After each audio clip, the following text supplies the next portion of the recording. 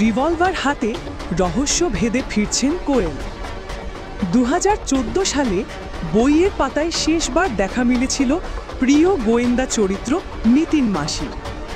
2015 সালে প্রয়াত হন চরিত্রের স্রষ্টা সুচিত্রা ভট্টাচার্য। এরপর দীর্ঘ বিরতির পর 2019 সালে নিতিনকে পর্দায় ফিরিয়ে আনেন পরিচালক অরিন্দম শীল। কোয়েল মল্লিকের অনবদ্য অভিনয়ে নিতিন জনপ্রিয়তা পায় নতুনভাবে। 2023 সালে আসে দ্বিতীয় ছবি জঙ্গলে নিতিন মাসি।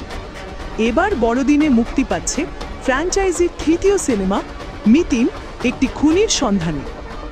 এই ছবিতে কোয়েলের লুক ইতিমধ্যেই চর্চায়। চওড়া ফ্রেমের চশমা, খোলা চুল, দৃঢ় দৃষ্টি আর হাতের রিভলভার, ট্রিগারে প্রস্তুত আঙুল। খুনের তদন্তে নেমে নিতিন আবিষ্কার করবে বহু স্তরের রহস্য।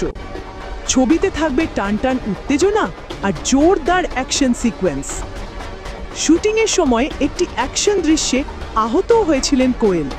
কিছুদিন শুটিং বন্ধ রাখার পর সুস্থ হয়ে আবার সেটে ফেরেন তিনি। কোয়েলের সঙ্গে এই ছবিতে অভিনয় করেছেন শুভ্রজিৎ দত্ত, লেখা চট্টোপাধ্যায়, সাহেব চট্টোপাধ্যায়, অনুসুয়া মজুমদার, দুলাল লাহিড়ী সহ টলিউডের কয়েকজন পরিচিত শিল্পী। এবছর বড়দিনে একসঙ্গে মুক্তি পাচ্ছে 3টি বাংলা ছবি। উৎসবের মৌসুমে একাধিক ছবির সংঘর্ষে বক্স অফিসে প্রতিযোগিতা যে তীব্র হবে তা নিশ্চিত। তবে দর্শকের আগ্রহে উৎসবের আবহ আরও জমে উঠেছে।